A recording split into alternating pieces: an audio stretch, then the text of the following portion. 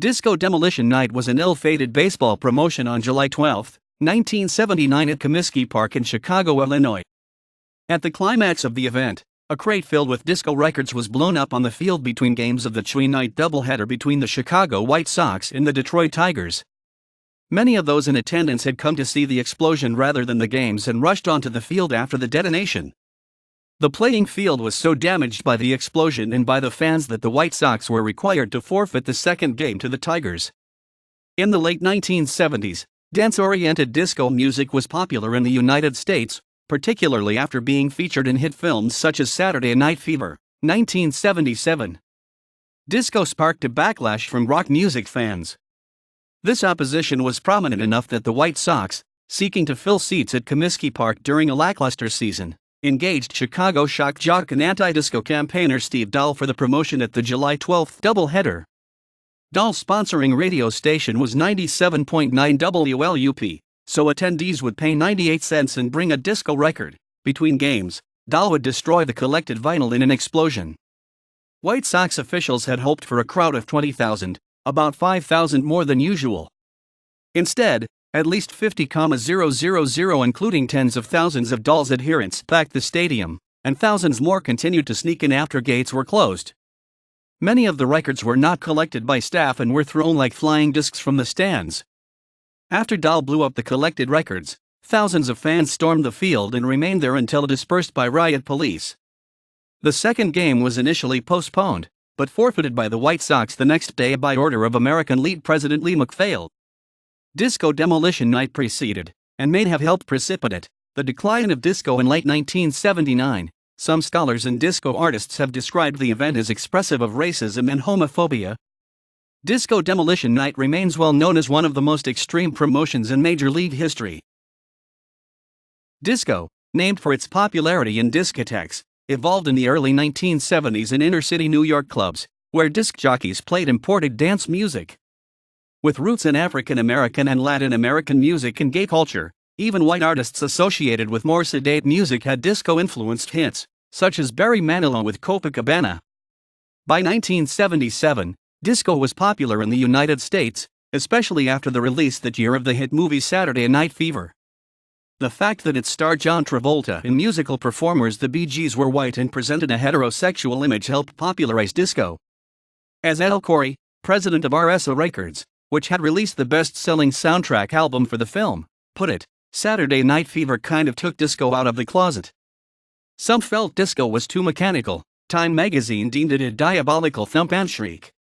Others hated the music for the lifestyle associated with it, feeling that in the disco scene, personal appearance and style of dress were too important.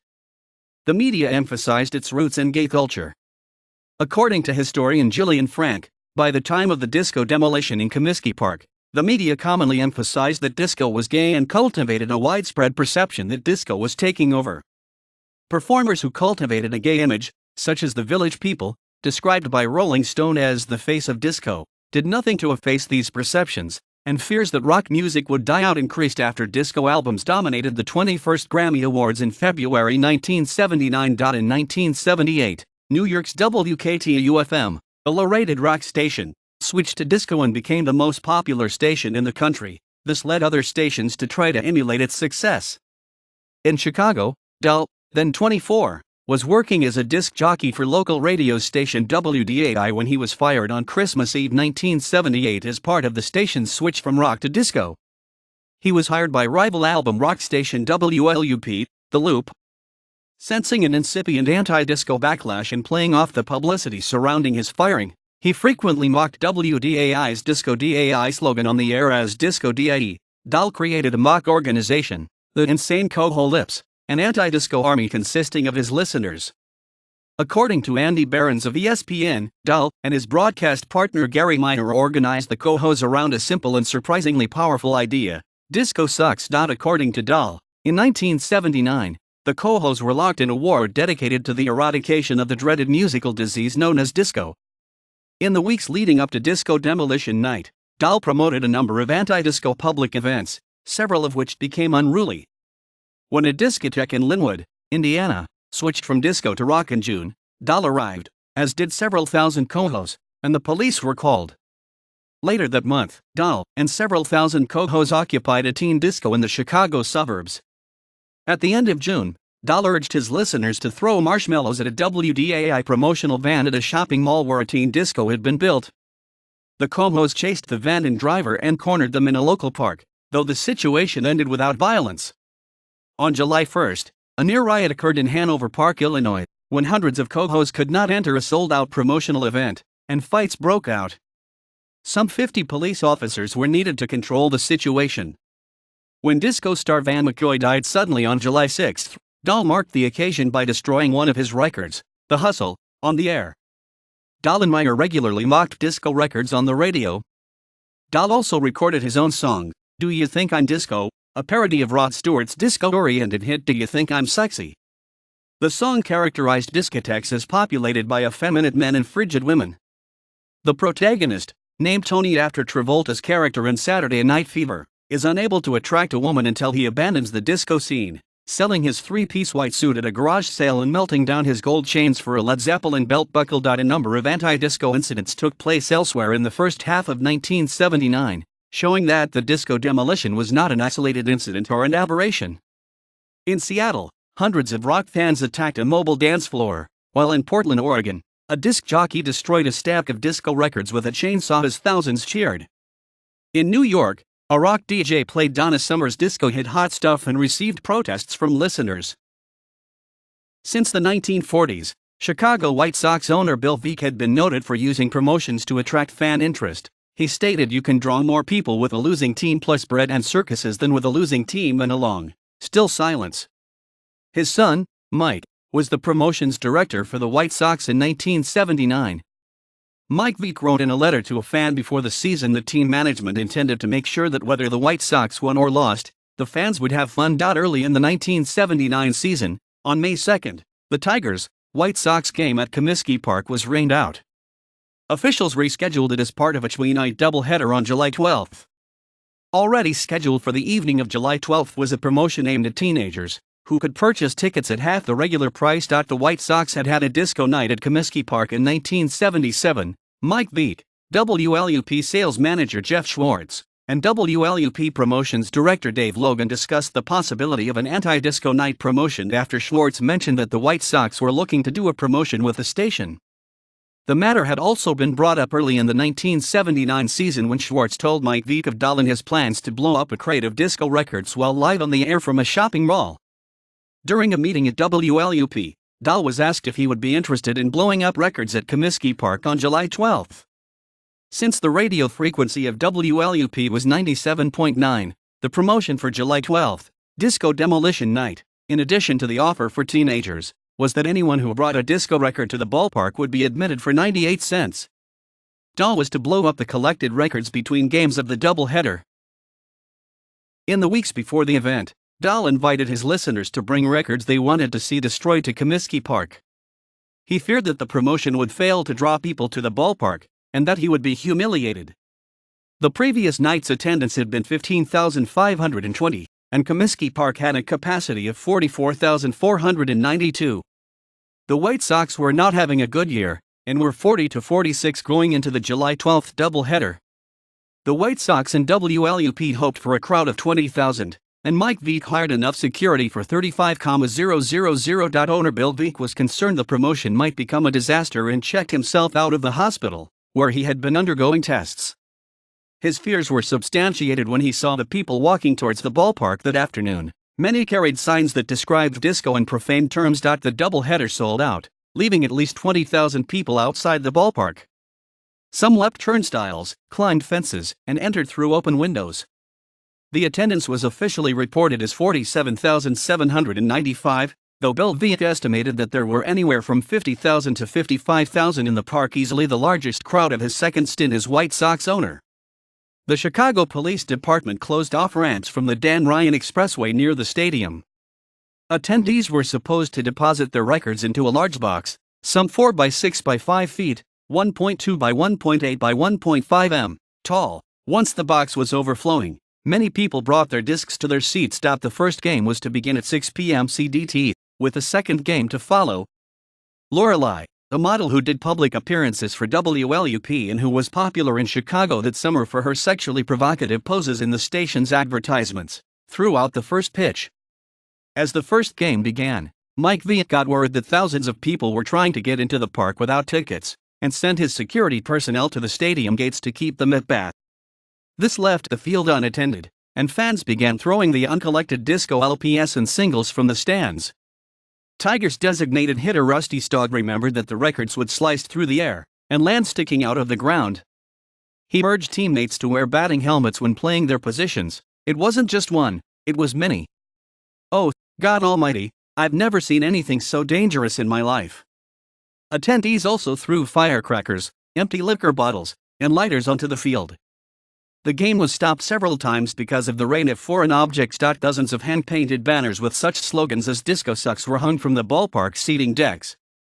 White Sox broadcaster Harry Cartwright could see groups of people, who were clearly music rather than baseball fans, wandering through the stadium. Others sat intently in their seats, awaiting the explosion. Mike Vick recalled an odor of marijuana in the grandstand and said of the attendees, "This is the Woodstock they never had." The miasma permeated the press box, which Cartwright and his broadcast partner, Jimmy Pearsall, commented on over the air. The crowds outside the stadium threw records as well, or gathered them and burned them in bonfires. Detroit won the first game, 4-1. The first game ended at 8:16 p.m. At 8:40, Dahl, dressed in army fatigues and a helmet, emerged onto the playing surface together with Meyer and Lorelei. They circled the field in a jeep, showered, according to Dahl, lovingly, by his troops with firecrackers and beer, then proceeded to center field where the box containing the records awaited, rigged with explosives. Dahl and Meyer warmed up the crowd, leading attendees in a chant of "Disco Sucks." Lorelei recalled that the view from center field was surreal. On the mound, White Sox pitcher Ken Kravik, scheduled to start the second game, began to warm up. Other White Sox, in the dugout and wearing batting helmets, looked out upon the scene. Fans who felt events were getting out of control and who wished to leave the ballpark had difficulty doing so. In an effort to deny the intruders entry, security had padlocked all but one gate. Dahl told the crowd. "This is now officially the world's largest anti-disco rally.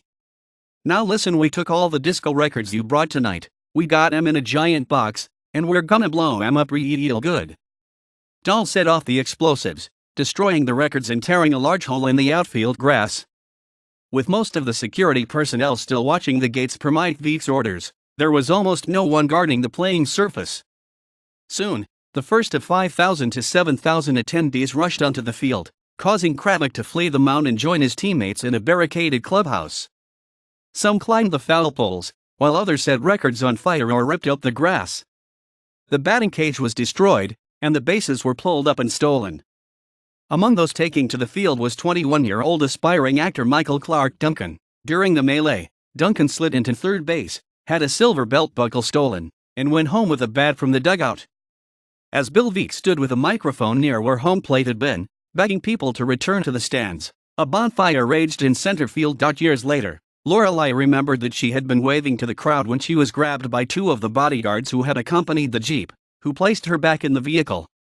The party was unable to return to home plate because of the rowdy fans, so the jeep was driven out of the stadium and through the surrounding streets, to the delight of the many cohos outside the stadium, who recognized the occupants. They were driven to the front of the stadium, ushered back inside, and taken up to the press room where they had spent most of the first game. Cartwright unsuccessfully attempted to restore order by the public address system. The scoreboard, flashing "Please return to your seats," was ignored, as was the playing of "Take Me Out to the Ball Game." Some attendees danced in circles around the burning vinyl shards. Dahl offered his help to get the rowdy fans to leave, but it was declined. At 9:08 p.m., Chicago police in full riot gear arrived, to the applause of the baseball fans remaining in the stands. Those on the field hastily dispersed upon seeing the police. 39 people were arrested for disorderly conduct. Estimates of injuries to those at the event ranged from none to over 30. Bill Vick wanted the teams to play the second game once order was restored. However, the field was so badly torn up that umpiring crew chief Dave Phillips felt that it was still not playable, even after White Sox groundskeepers spent an hour clearing away debris. Tigers manager Sparky Anderson refused to allow his players to take the field in any event due to safety concerns. Phillips called American League president Lee MacPhail, who postponed the second game to Sunday after hearing a report on conditions. Anderson, however, demanded that the game be forfeited to the Tigers. He argued that under baseball's rules, a game can only be postponed due to an act of God, and that, as the home team, the White Sox were responsible for field conditions. The next day, MacPhail forfeited the second game to the Tigers 9-0. In a ruling that largely upheld Anderson's arguments, MacPhail stated that the White Sox had failed to provide acceptable playing conditions. The day after the event, Dahl began his regular morning broadcast by reading the indignant headlines in the local papers. He mocked the coverage, saying, "I think for the most part everything was wonderful. Some maniac co-host got wild, went down on the field. Which you shouldn't have done. Bad little co-host." Tigers manager Anderson said of the events, "Beer and baseball go together, they have for years. But I think those kids were doing things other than beer." Columnist David Israel of the Chicago Tribune said on July 12 that he was not surprised by the events, writing, "It would have happened any place 50,000 teenagers got together on a sultry summer night with beer and reefer." White Sox pitcher Rich Wortham, a Texan, said, "This wouldn't have happened if they had country and western night." Although Bill Veeck took much of the public criticism for the fiasco, his son Mike suffered repercussions as the front office promoter. Mike Veeck remained with the White Sox until late 1980. When he resigned, his father sold the team to Jerry Reinsdorf soon afterward. He was unable to find another job in baseball for some time and claimed that he had been blackballed. For several years, he worked for a giant life frontin in Florida, battling alcoholism. As Mike Veeck said, "The second that first guy shimmied down the outfield wall, I knew my life was over." Mike Veeck has since become an owner of minor league baseball teams. In July 2014, the Charleston River Dogs, of whom Veeck is president, held a promotion involving the destruction of Justin Bieber and Miley Cyrus merchandise. Dahl is still a radio personality in Chicago and also releases podcasts. The popularity of disco declined significantly in late 1979 and 1980. Many disco artists continued, but record companies began labeling their recordings as dance music. Dahl stated in a 2004 interview that by 1979 disco was probably on its way out. "But I think Disco Demolition Night hastened its demise." According to Frank, the disco demolition triggered a nationwide expression of anger against disco that caused disco to recede quickly from the American cultural landscape. Rolling Stone critic Dave Marsh described Disco Demolition Night as your most paranoid fantasy about where the ethnic cleansing of the rock radio could ultimately lead. Marsh was one who, at the time, deemed the event an expression of bigotry, writing in a year-end 1979 feature that white males, 18 to 34, are the most likely to see disco as the product of homosexuals, blacks, and Latins, and therefore they're the most likely to respond to appeals to wipe out such threats to their security. It goes almost without saying that such appeals are racist and sexist, but broadcasting has never been an especially civil libertarian medium. Nile Rodgers, producer and guitarist for the disco-era band Chic, likened the event to Nazi book burning. Gloria Gaynor, who had a huge disco hit with I Will Survive, stated, "I've always believed it was an economic decision, an idea created by someone whose economic bottom line was being adversely affected by the popularity of disco music. So they got a mob mentality going." University of East London professor Tim Lawrence states, following the unexpected commercial success of Saturday Night Fever, major record companies had started to invest heavily in a sound that their white straight executive class did not care for. And when the overproduction of disco coincided with a deep recession, the homophobic, and also in many respects sexist and racist, Disco Sucks campaign culminated with a record-burning rally that was staged at the home of the Chicago White Sox in July 1979. Dahl denies that prejudice was his motivation for the event. "The worst thing is people calling disco demolition homophobic or racist. It just wasn't. We weren't thinking like that." In a 2014 op-ed for Crane's Chicago Business, Dahl defended the event as a romp, not of major cultural significance. He wrote that it had been reframed as prejudiced by a 1996 VH1 documentary about the 1970s, in a move he described as a cheap shot made without exploration. In response to Dahl's op-ed, NBC Chicago political journalist Mark W. Anderson, who attended disco demolition aged 15, described the fear that white neighborhoods would be taken over by blacks and the anxiety around shifting pop culture trends. He wrote, "The chance to yell disco sucks meant more than simply a musical style choice. It was a chance to push back on a whole set of social dynamics that lay just beneath the surface of a minor battle between a DJ and a radio station that decided to change formats. More importantly, it was a chance for a whole lot of people to say they didn't like the way the world was changing around them, or who they saw as the potential victors in a cultural and demographic war. The unplayed second game remains the last American League game to be forfeited. The last National League game to be forfeited was on August 10, 1995, when a baseball giveaway promotion at Dodger Stadium went awry, forcing the Los Angeles Dodgers to concede the game to the St. Louis Cardinals. According to baseball analyst Jeremiah Graves, to this day Disco Demolition Night stands in infamy as one of the most ill-advised promotions of all time, but arguably one of the most successful, as 30 years later we're all still talking about it. Game 1. Game 2 forfeited to Detroit, 9-0. Forfeit, baseball, for a list of similar events. Hooliganism. The last days of disco. 10 Cent Beer Night. Post-disco,